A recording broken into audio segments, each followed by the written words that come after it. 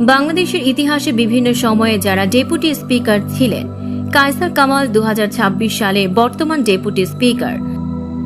শামসুল হক টুকু 2022 থেকে 2024 2 বছর,